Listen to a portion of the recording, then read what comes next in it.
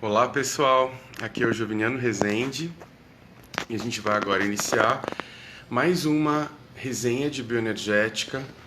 E hoje, especialmente, nós vamos conversar com dois autores do livro Além das Quatro Paredes, Bioenergética Social, que é o Jaime Panerai e a Grace Vanderlei. A gente está convidando eles para conversa. Eles já estão, a gente já fez os testes, já está tudo muito legal. Eu vou colocar minha câmera aqui. E aí, quem for entrando ao vivo para assistir nossa conversa, vá dizendo, pode dizer pra gente aí o que achou da câmera, se tá bom, se dá para enxergar, quem está assistindo. Bem, está dando continuidade a esse processo das lives sobre os livros. Hoje especialmente, a gente vai conversar, como eu falei, com o Jaime e a Grace, que é autor desse livro aqui, que é o Além das Quatro Paredes, Bioenergética Social. Eles vão compartilhar com a gente a escrita do livro e vocês podem, pessoal, comentar aqui embaixo o que vocês acharam ou alguma pergunta que vocês têm sobre o livro ou sobre a análise bioenergética para esses autores. Eles já foram convidados, eu estou esperando eles entrarem. Jaime, quando você... Ok, acho que ele já está aqui. Vou incluir o Jaime, estou adicionando ele. Só ele aceitar para a gente começar a conversar. E vocês podem fazer perguntas. Olá, Mila, tudo bem? Muito obrigado aí pela sua presença. Pode fazer perguntas. Estou esperando só o Jaime, ele está adicionando a conversa. É só clicar no verdinho, Jaime, que aí você já vai nesse botão verde, que aí vai dar tudo certo. Eu vou convidar ele de novo. Podem fazer perguntas, quem está aqui.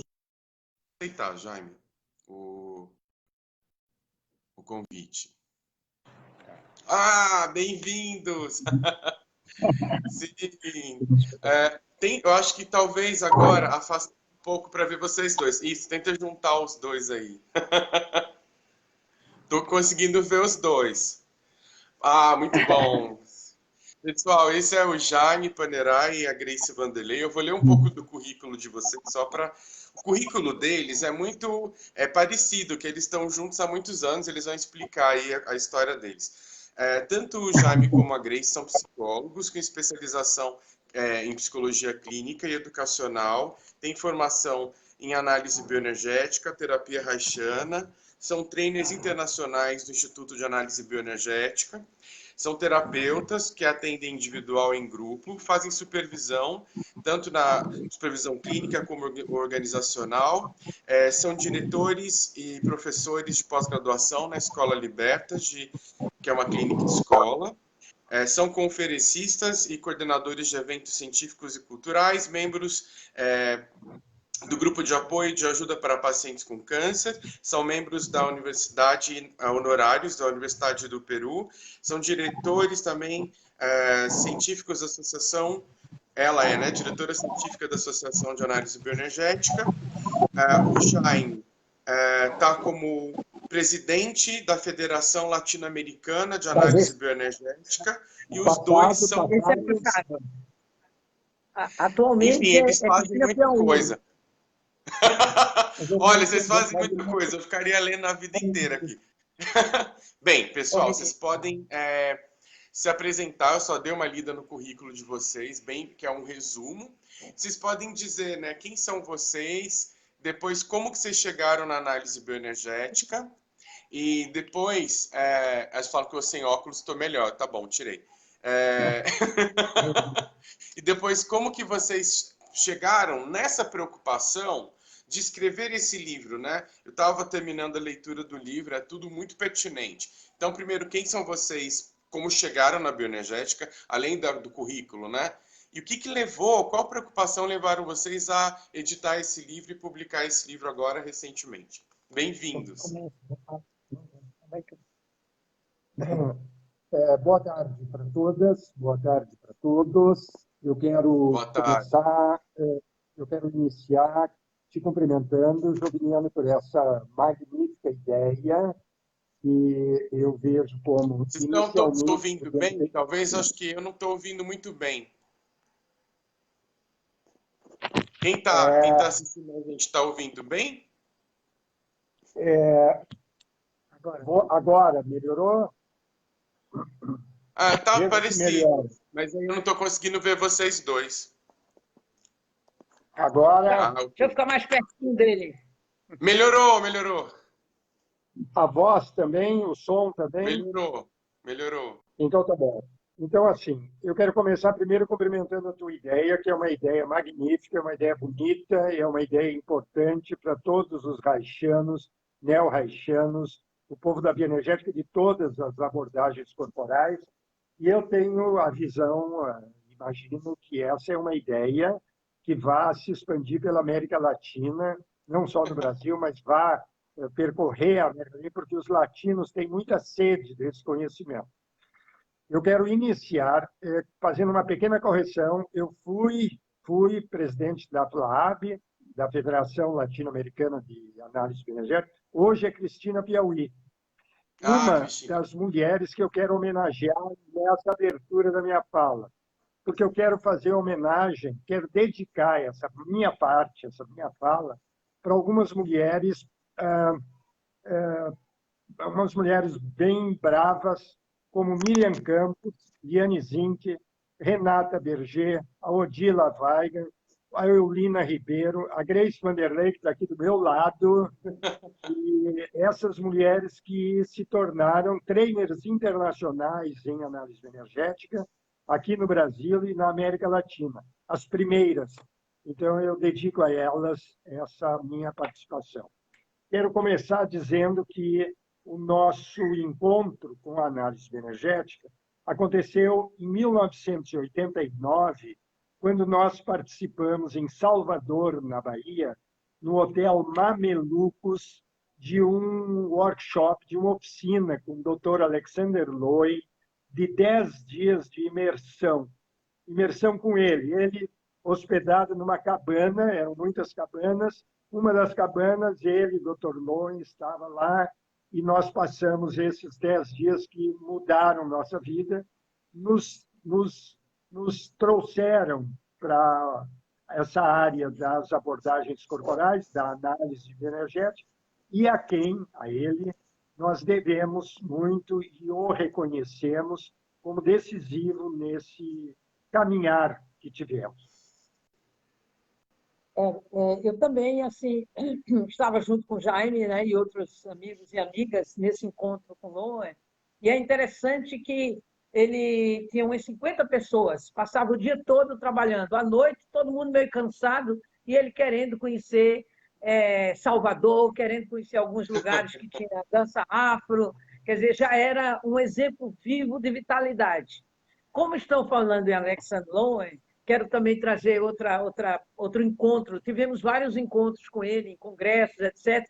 Mas aos 94 anos dele, nós fomos na casa, levamos um grupo de 6 pessoas e tivemos 3 dias ele trabalhando conosco. E a vitalidade dele era tal que ele ainda fez uma cambalhota. Ele ficou assim, um colchão na frente, e a gente não sabia o que ia acontecer. Ele deu uma cambalhota e eu disse, ele está se mostrando, né? Mostrando a vitalidade dele. E já no encerramento perguntava o que ele poderia, por que aquela vitalidade? Ele dizia que sempre fazia o trabalho dele, quicava todos os dias, chorava, quer dizer, não reprimia as emoções, como ria também, né? Então, esse foi um encontro que foi, na nossa trajetória, muito significativo. Uau! E aí vocês começaram, não pararam mais. Sim, aí em relação ao livro, né, o Além das Quatro Paredes, nós também o temos aqui, ele nasce de um olhar que talvez o local geográfico onde nós estamos, que é Recife, o Nordeste do Brasil, nos traz e salta aos olhos, que sempre nos moveu, que é como nós podermos levar a riqueza e os tesouros da análise bioenergética para as pessoas mais simples, as pessoas que estão na feira, as pessoas que estão nas escolas, nos hospitais, as pessoas que estão além das quatro paredes, que estão sem as condições de poderem pagar um processo terapêutico que serve muito bem, mas ele ainda é elitizado. E como deselitizar a psicologia e a análise bioenergética. Então, esse foi o nosso olhar. Naturalmente, que também consequência nós criamos, juntamente com outras colegas, Lucina Araújo e Gedalva Rapello, que já se foram desta vida aqui terrena, mas desde que o Libertas nasceu, a gente tinha uma visão de que a psicologia era muito elitista. E a gente começou formas de lidar com a população, com as pessoas, além das quatro paredes da psicoterapia. Então, a gente começou com programas tipo, uma vez por mês, a última sexta, Encontro Cinema Diálogo, onde a gente alugava na época um cinema, passava um filme de cunho psicológico, social, convidava profissionais diversos, um filósofo, uma psicanalista, um da psicoterapia corporal, e dialogávamos com a plateia sobre aquele filme. Levamos isso também no teatro, a reflexão sobre algumas peças de teatro.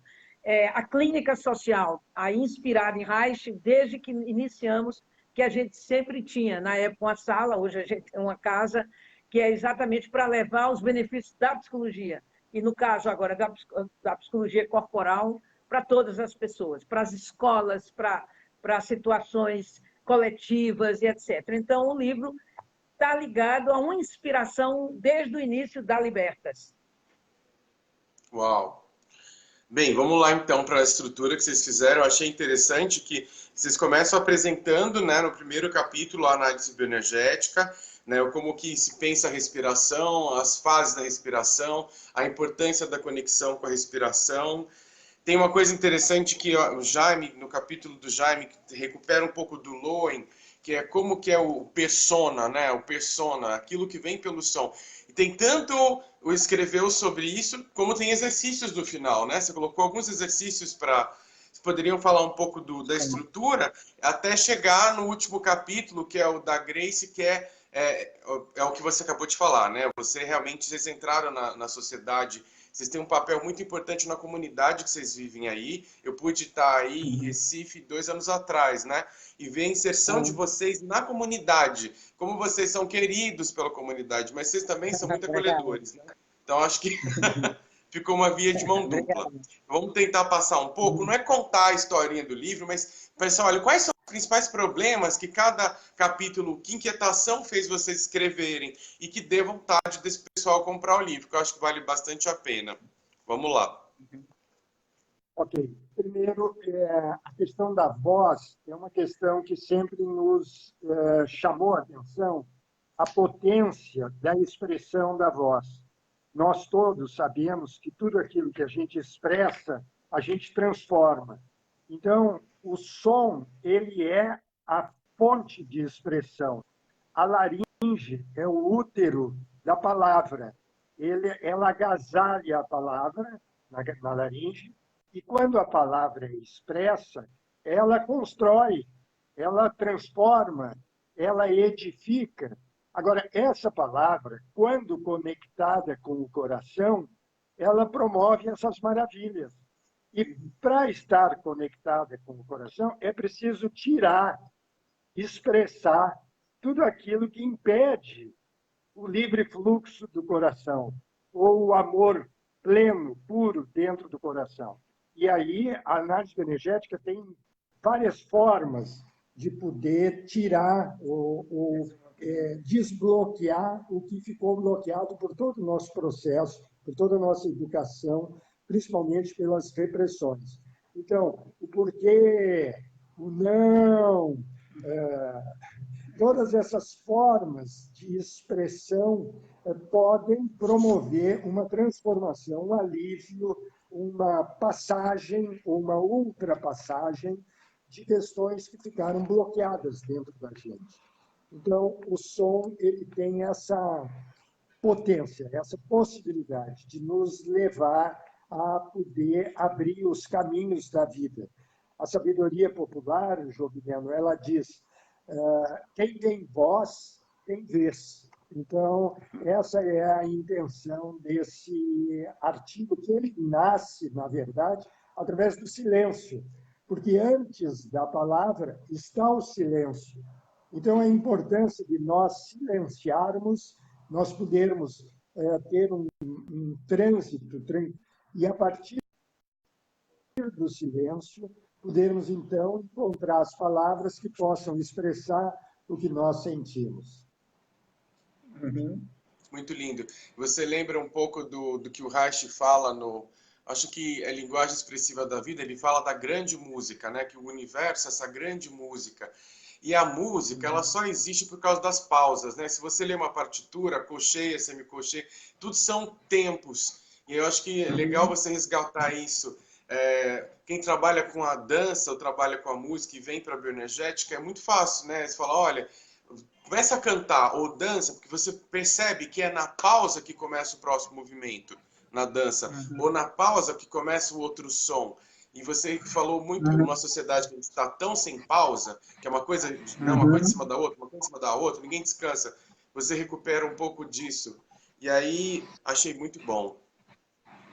Só para complementar, Júlio, na respiração, nós temos 4 etapas: inspiração, pausa, expiração, nova pausa.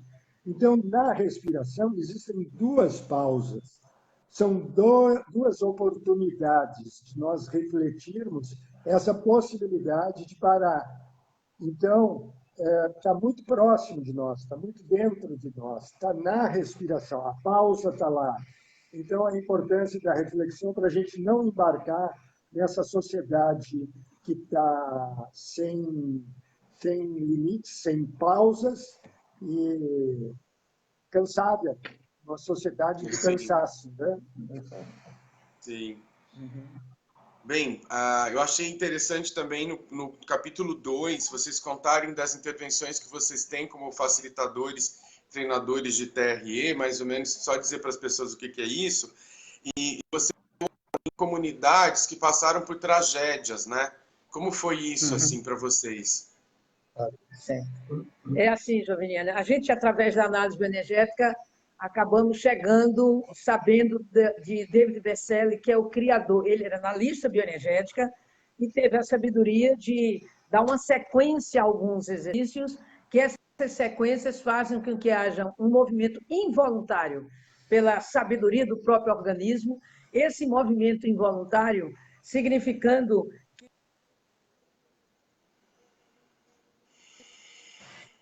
desbloquear aonde no corpo está contido, está represado o medo, emoções, por ter vivido situações potencialmente traumáticas. Quer dizer, então, o próprio corpo se encarrega, a partir de alguns exercícios, de começar a promover energéticas necessárias para se relaxar e a pessoa sair do estado de alerta, de medo constante. Por exemplo, numa situação extremamente ameaçadora, um assalto, um acidente. Então, diante de uma situação muito ameaçadora e potencialmente até traumática, o próprio organismo se encarrega de toda uma integração bioquímica, neurológica, etc., para nos preparar para enfrentar, lutando, para correr ou até para congelar como defesa, a própria defesa do organismo. Então, passado a situação potencialmente traumática, o ideal, a gente chora, a gente treme naturalmente, de um medo a gente treme. Isso é o organismo descarregando o que ficou acumulado para depois a pessoa poder relaxar e continuar a vida. Mas a nossa sociedade, ela interrompe muito isso. Se a gente está tremendo, alguém vem dar uma água com açúcar para parar de tremer, ou dá até um medicamento para parar de tremer. Então, não se completando o ciclo do estresse, o organismo pode ficar em situação de alarme, como se não tivesse mandado para o neocórtex uma mensagem de que acabou o perigo, não tem mais perigo. E esse estado de alerta é a gente ficar, de alerta e não de alarme, de alerta é ficar perturbado o sono, a alimentação, o medo, o se esquivar das pessoas, o ter medo de sair, como se a situação tivesse acontecendo, digamos que seja um ano atrás, depois, como se estivesse acontecendo naquele instante. Então, esses exercícios de liberação do trauma que David Berceli organizou, digamos assim, nós tivemos contato, fizemos a formação com ele. Ele veio vários anos a Recife, nós somos, eu, Jaime, somos alguns formadores aqui, e permite que situações muito ameaçadoras, coletivas, possam ser trabalhadas. Não é psicoterapia, mas são trabalhos para desbloquear e as pessoas voltarem a ter uma condição resiliente de aprender com a experiência traumática, mas continuar vivendo. Então, e a gente dá alguns exemplos em várias situações coletivas. Por exemplo, nós estivemos, Joveliano, na escola Tasso da Silveira. Durante um ano, nós fomos 3 vezes naquela escola que teve aquela chacina que morreram 12 adolescentes. Nós demos apoio aos professores que estavam muito inseguros de poder enfrentar salas com colegas daquelas pessoas que perderam a vida naquele acontecimento. Nós também tivemos 2 vezes na Serra do Rio de Janeiro, nas enchentes que aconteceram lá na Serra. Nós tivemos em Santa Maria, naquele incêndio em Santa Maria também. O incêndio aconteceu no sábado, nós estávamos em São Paulo numa reunião, ao invés de voltar para Recife, fomos para Santa Maria. Na noite do domingo, nós estávamos lá já participando, enfim. Nós estivemos em Janaúba, em Minas Gerais, quando aconteceu aquele caso de um homem que levou fogo para uma creche e algumas crianças foram incendiadas. Nós tivemos também em Castelo, no Piauí, onde houve um estupro coletivo de 4 meninas, adolescentes, e uma morreu. Nós tivemos em Monterrey, no México, em Talca, no Chile.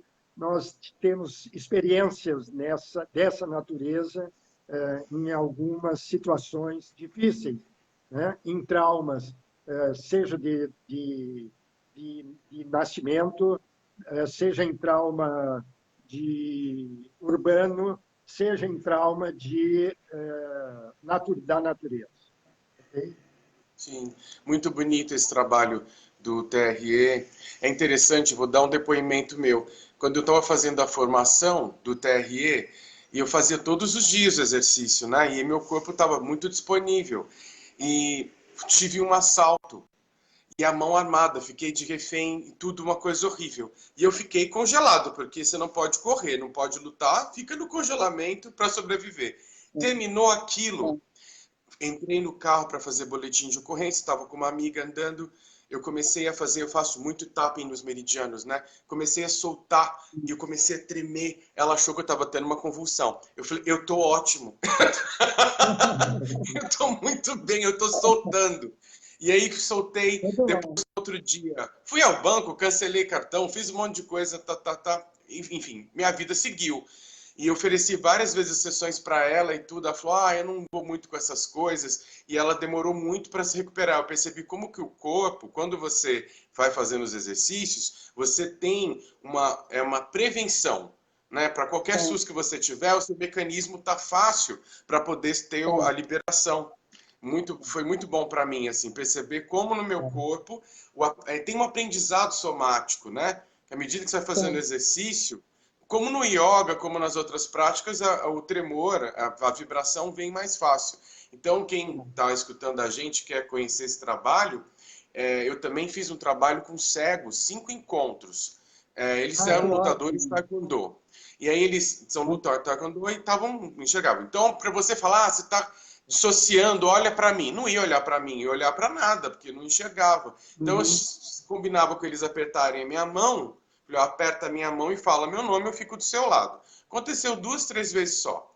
Mas na 4ª encontro, uma delas falou, olha, eu não sei o que aconteceu, perdi a visão por causa de um acidente e não saía de casa. Alguma coisa aconteceu nesse exercício que depois, a segunda ou terceira vez, eu pego o ônibus sozinha, eu faço tudo sozinha. E ela estava presa. O Robert Scare, no Trauma... Como é que chama o livro? Não tem em português, mas seria assim, O Corpo Carrega o Peso, tem um conceito que chama memória encapsulada. A memória, ela fica encapsulada e ela acaba sequestrando a pessoa, como se o evento tivesse acontecendo agora. Então, a amígdala não relaxa. Então, o que é legal do TRE é que não tem que falar nada. Só da pessoa estar aqui, o corpo ele se regula. Eu sou super apaixonado, já dei muitas oficinas aqui em Campinas, me inspirou a voltar da oficina. Eu li e falei, gente, olha aqui como esse negócio ajuda e que maravilhoso. Uma coisa que você fala, que a Grace, num capítulo, ela fala de um tipo de trauma que eu só tinha ouvido falar, mas escrito foi a primeira vez assim que eu li, que é o trauma vicariante, né? Que é o trauma que o assistente social tem, que o psicólogo tem, que o terapeuta tem, que os padres que escutam muita confissão têm, que é você escutar uma tragédia. Você podia falar um pouquinho mais sobre isso, Grace? Eu achei muito legal. Eu queria trazer dois tipos de traumas, de fadigas. A fadiga, o trauma vicariante, que é assim, de tanto você escutar tragédias, isso aí para a população de um modo geral. Se liga-se à televisão, então só é tragédia, são os horrores da existência. Então, de tanto você escutar sobre assalto, sobre e ver em casa, etc., você acaba mentalmente desenvolvendo aquele medo, como pega no pensamento, pega na mente, como se você fosse um filminho, ou você assistir também. Um exemplo veja que repete, a televisão repete, um ano depois, 2 anos, repete aquilo. Então, tanto você escutar situações de tragédia e de medo, você acaba desenvolvendo esse pensamento repetitivo de ameaça. Agora, a fadiga, aí eu quero trazer o outro tipo, por exemplo, quando a gente traz a fadiga por compaixão. E aí entra a psicologia, a medicina, a enfermagem, os socorristas, os bombeiros. Isso eu acho importante, eu queria que todo mundo que estivesse nos escutando prestasse atenção, que é diferente. Ela pega na emoção, o vicariante pega mais na coisa mental, do pensamento, aí pega na emoção. Então, nós, terapeutas, por exemplo, de tanto escutar e desenvolver a empatia e a compaixão que é o desejo de ajudar o outro a sair do sofrimento. Então, se a gente não se cuida e não abre espaço dentro da nossa trajetória profissional para descansar, vocês dois estavam falando sobre pausa, para ter pausa, para trabalhar e descansar, trabalhar e se divertir, ter contato com a natureza, tomar banho de mar, ter um espaço de terapia onde a gente possa também, como tudo aquilo nos afeta, de supervisão, etc. Se a gente não se cuida na trajetória profissional da nossa vida, a gente acaba acumulando, por compaixão, aquele sofrimento e pode chegar a um ponto, mais no futuro, que a gente não suporte mais escutar nada. E, às vezes, até nem suporta pessoas, ouvir as pessoas. Então, eu quero salientar que a fadiga por compaixão é você fatigar, você se deixar ficar cansada de tanto sofrimento, isso te pega emocionalmente, tem a diferença do outro, e você pode chegar num nível de esgotamento emocional. Então, eu quero sugerir que a gente trabalhe, mas se divirta, tenha terapia, tenha supervisão, olhe a natureza, contemple e faça as pausas. Vocês falam bastante disso nesse livro. Pegam, eu não sei como fala o nome daquele monge, não sei se é Tinhan. Como que pronuncia? Gosto muito dele. Vocês gostam dele. Então tem bastante citação e ele fala muito do silêncio. Tem um livro dele sobre o silêncio, eu tinha até um CD. E aí vocês falam bastante dessa importância de como que é, aí o terceiro capítulo, né? Como que é ter essa saúde integrada, que é perceber os movimentos de expansão e contração. Como que é perceber isso?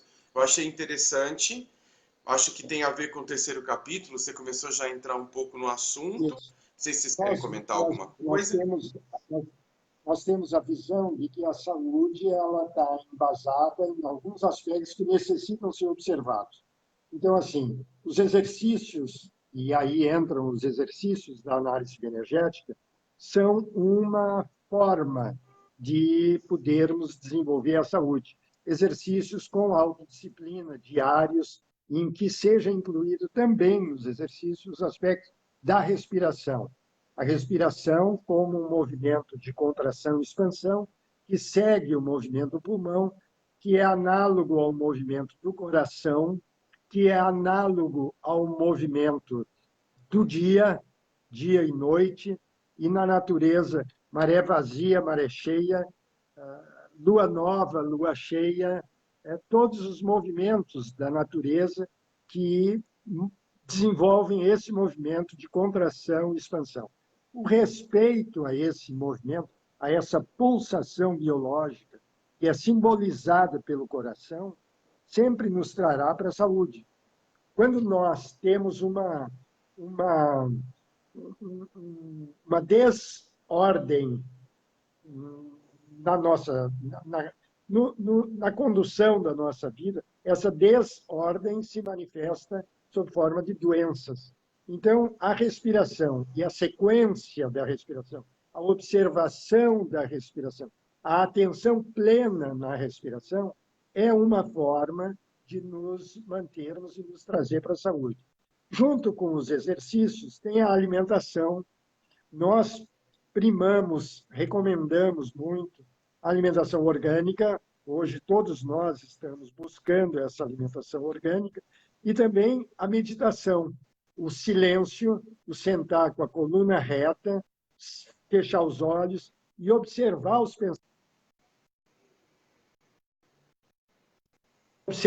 pensamentos. Então, vejam, além da respiração, dos exercícios, da alimentação e da meditação, nós incluímos um quinto elemento, quinto elemento que fecha essa estrela de 5 pontas, que é o amor. Então, o amor como vinculando-nos às pessoas, permitindo que nós nos relacionemos conosco, com as pessoas e com a natureza, com amor, abrindo o coração e acessando o amor universal que existe dentro de todos nós, dentro de cada um de nós. E aí a gente poder, através do amor, ir transpondo as barreiras, os preconceitos, as diferenças, e através do amor, podendo promover a inclusão que possa permitir a cessação, o fim, ou o término, ou a diminuição da exclusão. E aí as pessoas incluídas poderem se sentir pertencendo, seja as nossas amizades, sejam os nossos grupos, sejam os trabalhos, seja, enfim, os locais profissionais e pessoais que nós transitemos.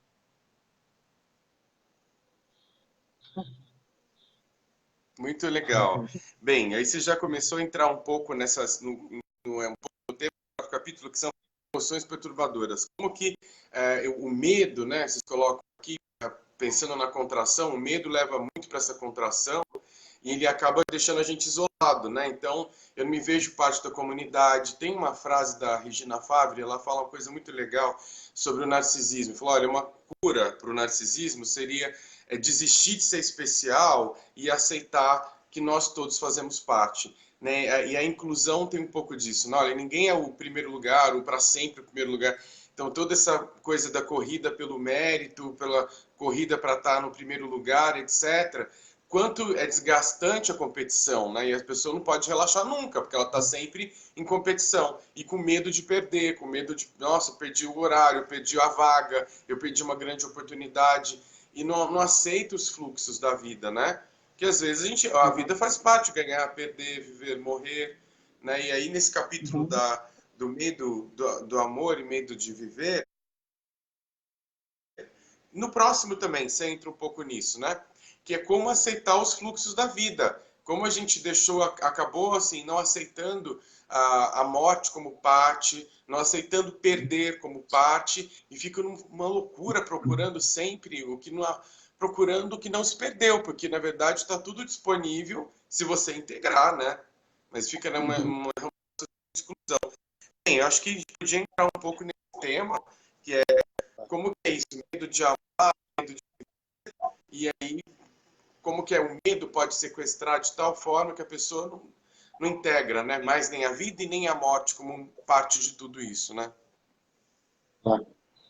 Veja, eu quero trazer Lowenthal, que todos nós temos a natureza primária.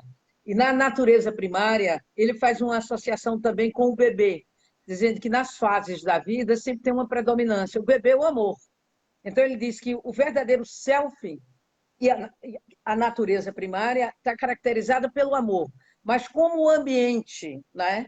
O ambiente é muitas vezes hostil, o primeiro grupo, o grupo familiar, às vezes distante, frio, etc. Todas as dificuldades que tem, o desenvolvimento da personalidade começa a se dar protegendo outras camadas que a gente tem, né? Essa primeira camada, a camada do amor, mas uma outra camada emocional, outras emoções que vêm em defesa dessa grande ameaça, como a camada muscular também defendendo tudo isso, e a camada intelectual, cognitiva, dos mecanismos de defesa também, tudo isso protegendo o verdadeiro self.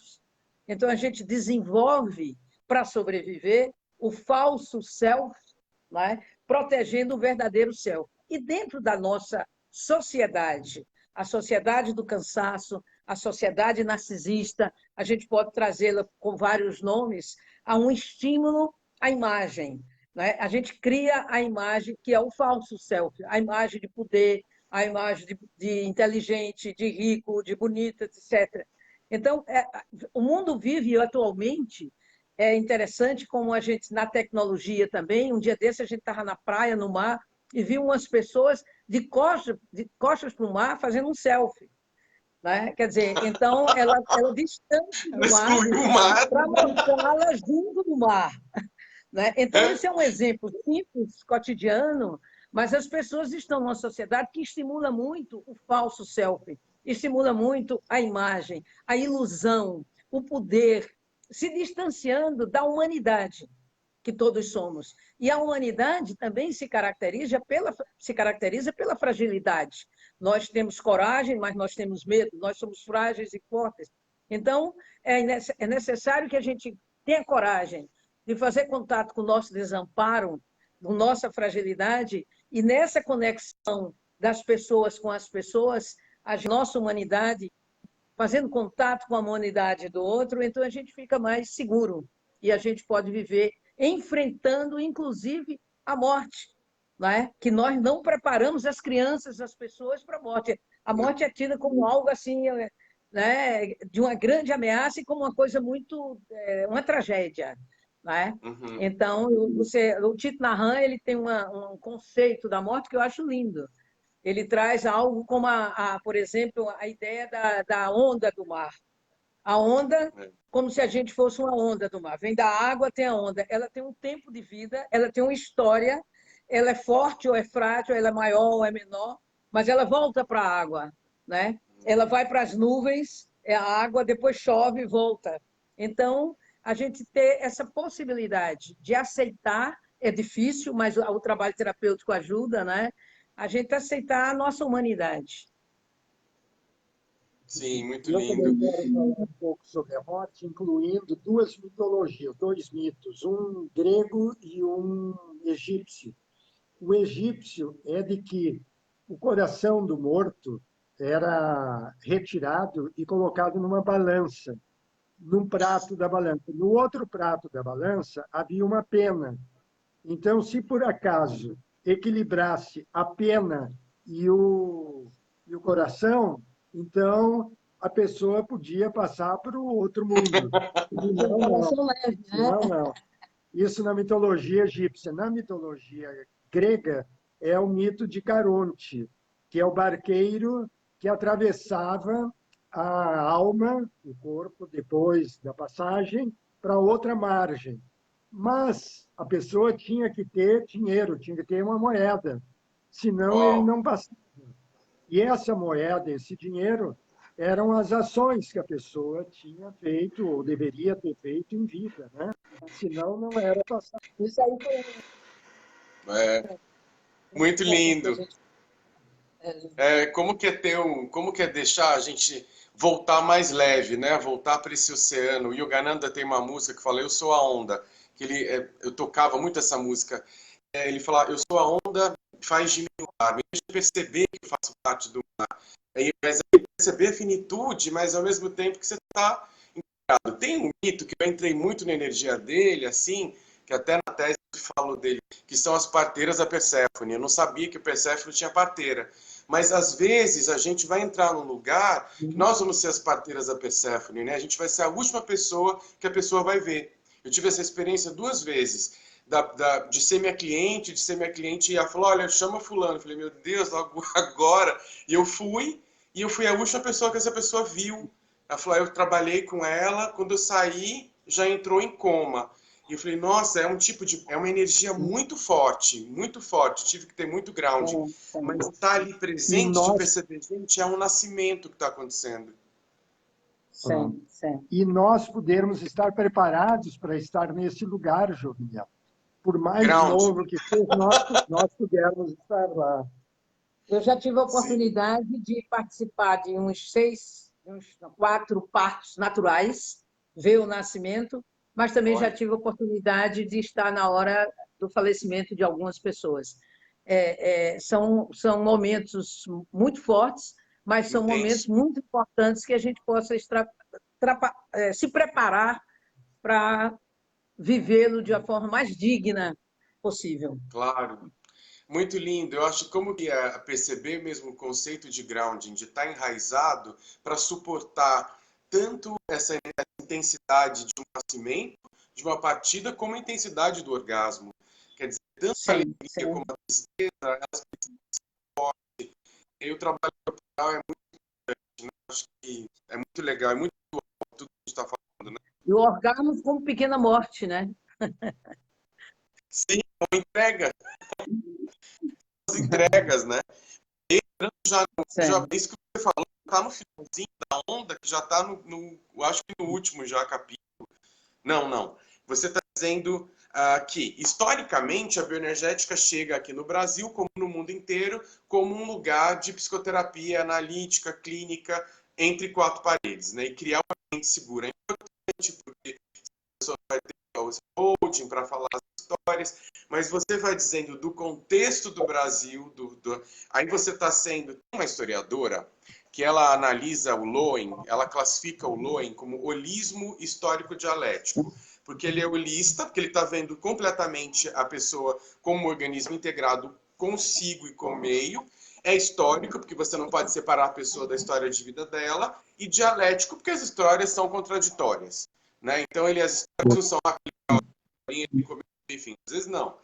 Então, olhando para esse lugar que é histórico, você fala, olha, tem que prestar atenção no Brasil, né? Que contexto que a gente está vivendo agora, que contribui, e você dá um download assim do que seriam os próximos passos para a bioenergética hoje estar inserida no contexto social. Então, acho que para a gente finalizar, você fazer um panorama desse último capítulo, que é muito importante. Aqui em São Paulo, eu estou em Campinas, mas Campinas tem 2 lugares que tem uma vez por mês na Lagoa do Taquaral, tem serviço psicológico aberto, não me lembro uma outra ONG. Em São Paulo tem uma praça, psicanalistas. Então as pessoas estão percebendo a importância dessa escuta qualificada, escuta atenta. E você traz de um jeito bem legal. Então, para a gente fechar o último capítulo, eu gostaria que você fizesse um panorama. Eu diria assim que a gente, eu entendo hoje a análise bioenergética como também um modo de vida, como um estilo de vida, não algo que a gente vá dar para o outro, mas que a gente vive como esse modo de vida. É a gente estar conectado consigo, conectado com o todo, é a gente estar com a respiração consciente, porque respirar todo mundo respira, senão morre, mas a respiração consciente, e eu gosto muito do aspecto da análise bioenergética, que é desse conceito de autopercepção, que não é só autoconhecimento, eu me conhecer, mas eu perceber quando estou começando a sentir raiva, ou irritação, ou alegria, ou, quer dizer, a autopercepção do que está acontecendo comigo no momento presente, né? Autoexpressão, eu ser capaz de expressar adequadamente. Se naquele momento eu não posso expressar uma emoção, mas eu respiro, tomo consciência disso e expresso adequadamente posteriormente. E autodomínio, que é diferente da repressão. Quando a gente reprime, Sim. reprime, reprime, é muito ruim, se adoece e estoura, por exemplo, através da violência ou através do adoecimento interno. Então, autodomínio é eu não ficar refém das minhas emoções. Não são as minhas emoções que me dominam. Não, eu que sou dona, não é, da minha vida, percebendo e escolhendo a forma de expressar isso. Eu acho que isso é bem legal. E, como modo de ser, a gente está a olhar também as pessoas que estão em situações de rua. Não sou eu que vou levar nada para elas. Às vezes, quem está em situação de rua não quer sair da rua. Quer dizer, não quer, porque ali é o habitat dela, mas a gente poder respeitar estando junto.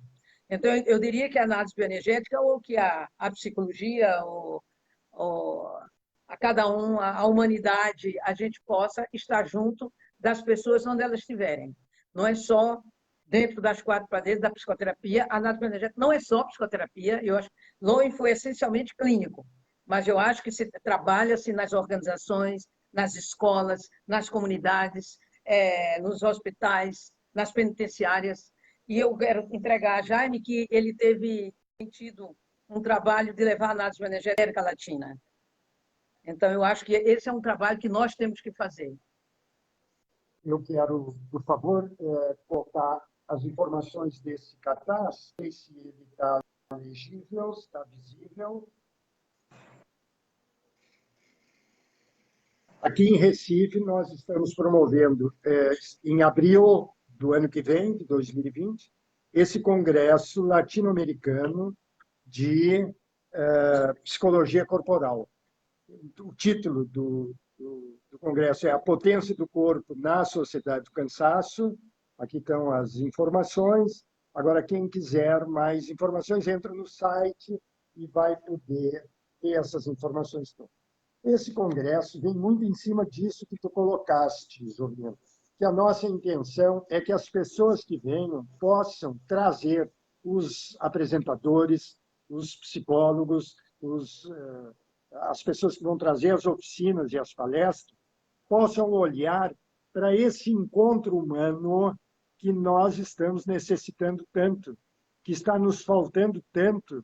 Hoje nós sabemos que as pessoas não se olham mais nos olhos nas ruas, elas passam sem se olhar.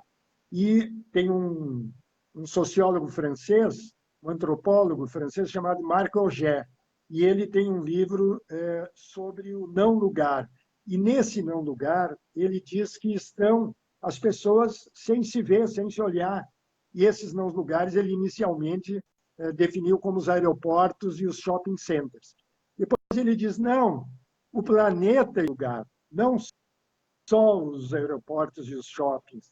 Então, nós podemos chegar nesse lugar de olharmos uns para os outros, acessar o coração uns dos outros, e a análise bioenergética pode facilitar bastante isso para nós todos. A análise bioenergética pode ser um ambiente seguro de trocas, de entregas e de confiança.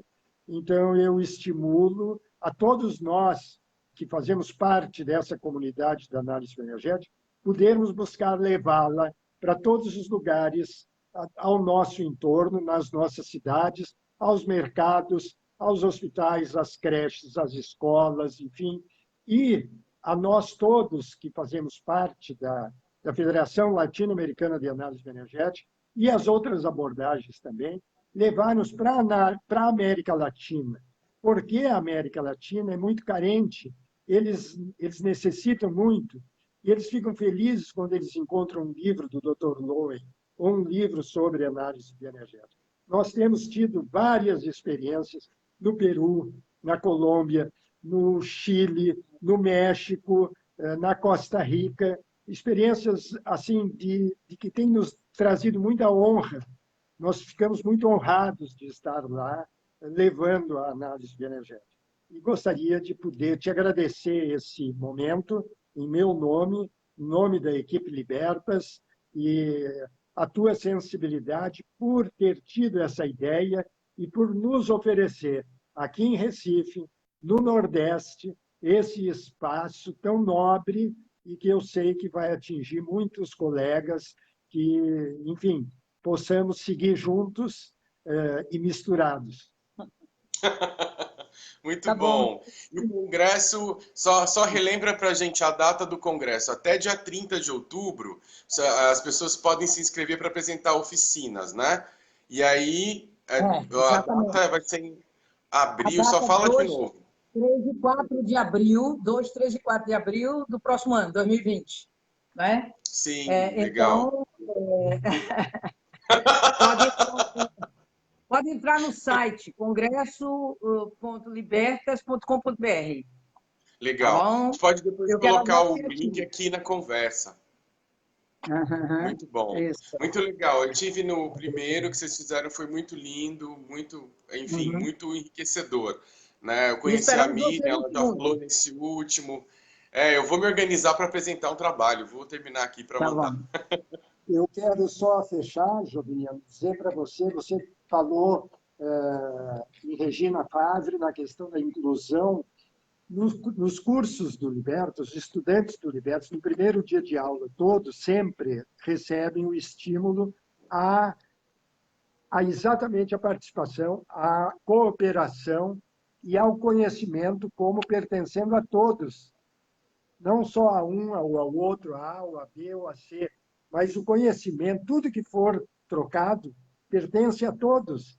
Então, da mesma maneira, a análise bioenergética poder seguir. Sim, uma coisa muito boa que aconteceu esse ano passado e esse ano é a inclusão da bioenergética no SUS, no Sistema Único de Sim, Saúde. sim, 2018. Isso é algo brilhante, isso é algo muito, muito interessante, muito importante e que nos ajuda a poder chegar nessas camadas, nessas pessoas, nesses Sim. grupos, nessa população que nós sabemos que vai ser muito beneficiada com a análise bioenergética.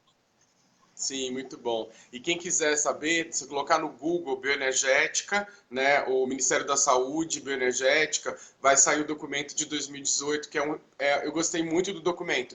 Tem a apresentação, tem explicação do que a gente mais pode fazer em postos de saúde, que é grupo de movimento. A explicação é muito legal. Né? Eu trabalhei, e a tese toda do doutorado são grupos de movimentos em escola, com as crianças na aula de filosofia adolescentes. Crianças eles não gostam. Adolescentes, né, lá nessas aulas. E como que o corpo, que a Grace falou, é uma pérola, que eu acho que é isso. O início de tudo é autopercepção. A gente pegou dos gregos o conhece-te a ti mesmo e ficou só no cognitivo, sendo que nos gregos o conhece-te a ti mesmo é cuidado de si, interrogar-se a si, sabe, se perceber, né? E isso só ficou intelectual. E o grande ganho, né, eu acho que para mim, do trabalho corporal olha, não existe autonomia sem autopercepção. Sem essa autopercepção, essa autonomia é fake, é só reprodução do que está dado aí, e não vai ser algo verdadeiro. Né? E o corpo tem essa potência de sobreviver a tudo, até a sociedade do cansaço. Certo. Vamos em frente. Queridos, querem dar uma Muito última obrigada. palavra para a gente se despedir? Queria agradecer a você, queria agradecer às pessoas que estão participando, que podem participar, e dizer muito lindo o seu trabalho. Eu acho que está tendo uma importância integrativa entre todos nós. Me senti muito bem, me senti alegre e quero dizer que estamos aqui esperando todos vocês em abril. Yes! Mila Freitas mandou Feliz Dia dos Professores para os da professora Mila. Parabéns para Mandou um você e para abraço. todos nós. Silvia Carnolo mandou um abraço. Uau! Sérgio Costa, Lilian Nunes, seus fãs, estão todo mundo aqui. Tá ótimo. Tchau. Obrigado. Muito grato, pessoal. Obrigada, Espero ver vocês obrigada. em breve. Beijão, tchau, tchau. Bom, até mais.